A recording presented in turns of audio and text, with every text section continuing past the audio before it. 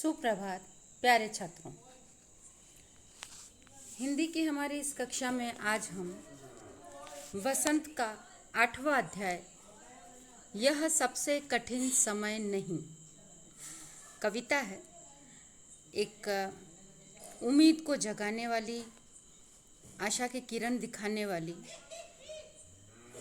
और वक्त के साथ हम निराश नहीं हों, हार कर नहीं बैठे, ऐसी एक उम्मीद कायम करने वाली कविता जया जादवानी की, जो हमें सिखाती है कि परिस्थितियां कुछ भी हो, हमें निराश नहीं होना है, क्योंकि जो समय चल रहा है वो बहुत ज़्यादा कठिन अभी तक नहीं है।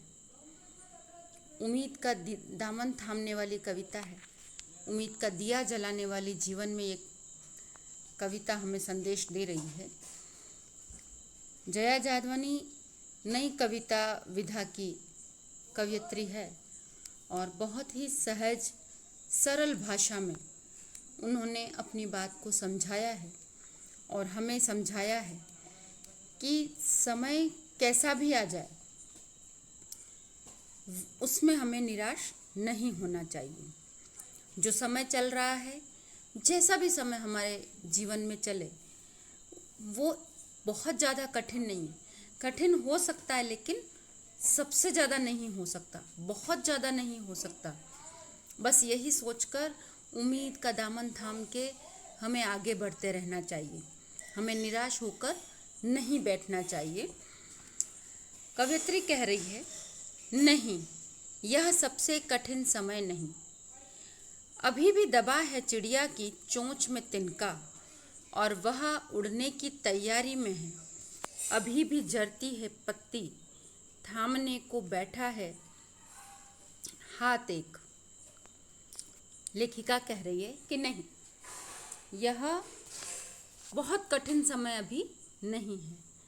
अभी भी दबा है चिड़िया की चोंच में तिनका, यानी कि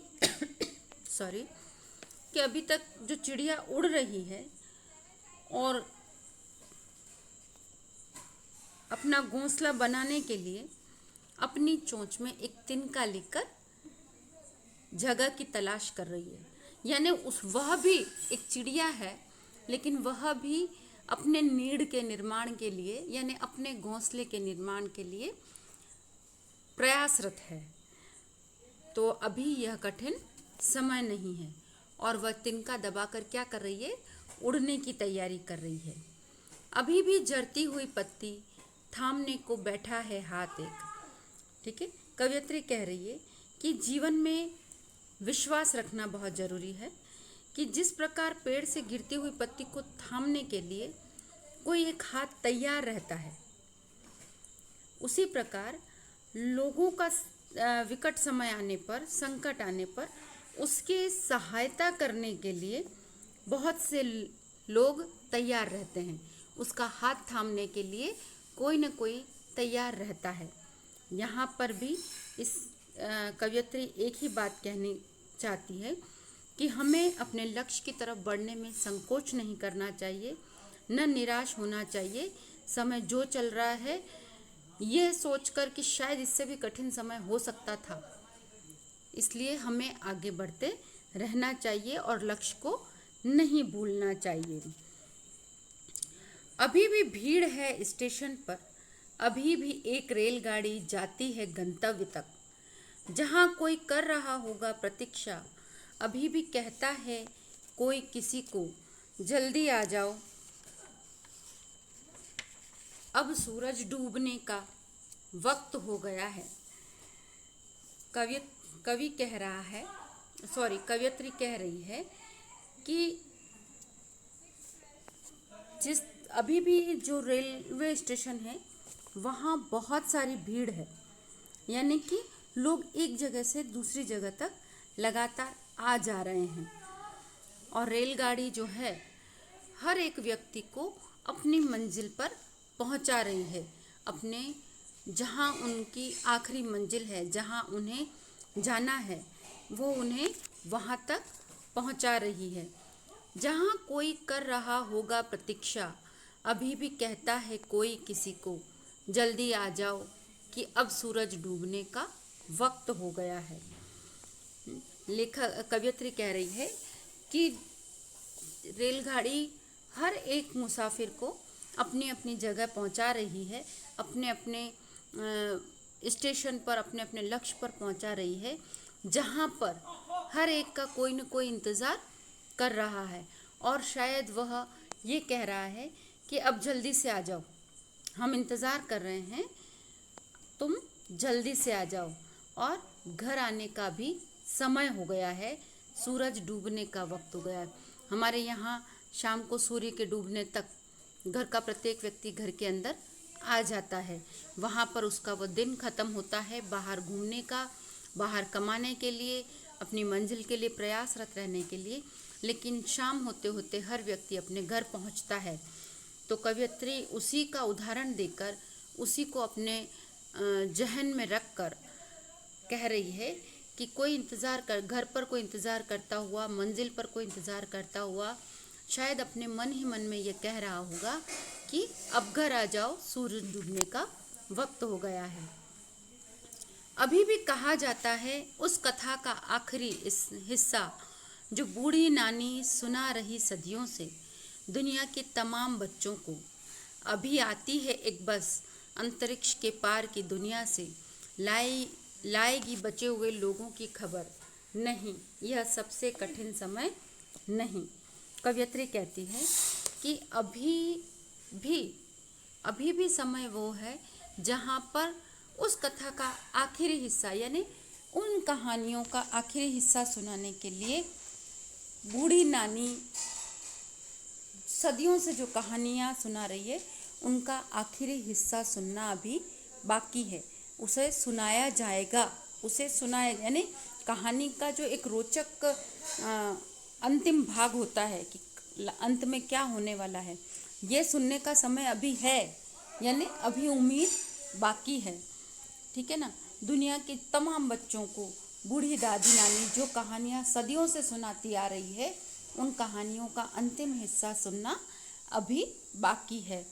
अभी आती है एक बस अंतरिक्ष के पार की दुनिया से, लाएगी बचे हुए लोगों की खबर।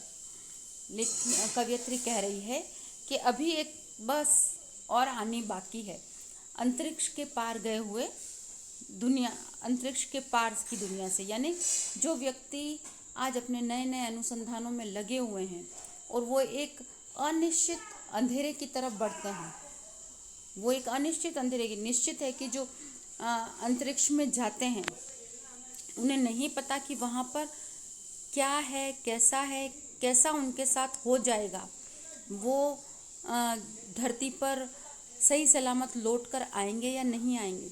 लेकिन फिर भी वो एक उम्मीद का दामन थाम कर जो अंतरिक्ष में गए हैं, उनकी खबर लाने वाली बस, यानी उनकी खबर लाने वाला जो साधन है, वो अभी हम तक पहुंचना बाकी है।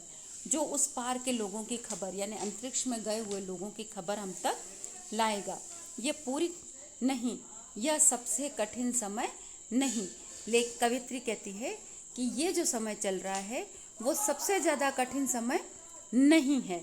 ये पूरी कविता लेखिका ने एक आशावादी दृष्टिकोण रखकर लिखी है और उन्होंने हमें निराश होने से बचने के लिए कहा है, क्योंकि वर्तमान जो परिस्थितियां चल रही है उनमें स्थिति यह है, आप लोग भी सुनते हैं कि हर दूसरे से तीसरे व्यक्ति डिप्रेशन का शिकार हो गया है। डिप्रेशन में आकर उसने सुसाइड कर लिया, खुदकुशी कर ली या खुदकुशी करने की कोशिश कर ली। ये सब जो एक जिन्हें हम बीमारी का नाम देते हैं, ये हमारे मन का और दिमाग में निराशा का भाव भर जाने को की ही स्थिति है। जब हम लोगों के दिमाग में निराशा की भावना आ जाती है, जीवन जीने के प्रति उम्मीद खत्म हो जाती है, हमें लगता है कि हमारे पास करने को, सुनने को, देखने को कुछ बचा ही नहीं जीवन में, तब स्थिति ऐसी आती है कि व्यक्ति निराशा के भाव से घिरकर खुद के साथ, अपने लोगों के साथ कुछ न कुछ अनहोनी घटनाओं को अंजाम दे ही देता है। तो उन्हीं सब से उबारने के लिए कवियत्री कह रही है कि ये समय सबसे कठिन नहीं है और हमें किसी भी परिस्थिति में निराश नहीं होना चाहिए। उम्मीद का दामन थाम के हमें हमेशा अपने लक्ष्य की ओर बढ़ते रहना चाहिए, क्योंकि जीवन में और इस दुनिया में बहुत कुछ ऐसा बाकी है जो हमें देखना है। उम्मीद करती हूँ कि आप लोगों को यह कविता समझ में आ गई होगी। जो